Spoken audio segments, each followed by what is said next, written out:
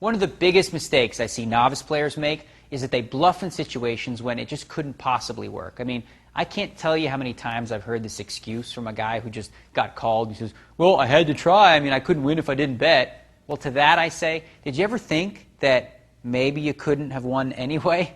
In order to bluff effectively, you have to set up a bluff by thinking it through beforehand. You need to tell a believable story and back it up with some information. Now, betting can tell that story. If none of the facts you present in your story make any sense at all, you're likely to get caught.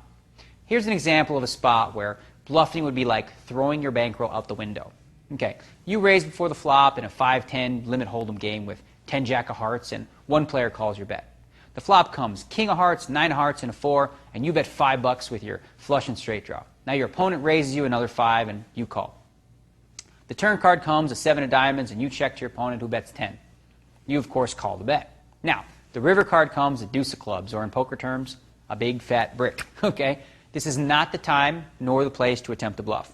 I mean, you certainly can't win if you check, but you aren't going to win if you bet either. Your bet makes no sense. I mean, what are you trying to sell by betting when the deuce of clubs comes? If your opponent has anything at all, he's going to call your bluff in a heartbeat.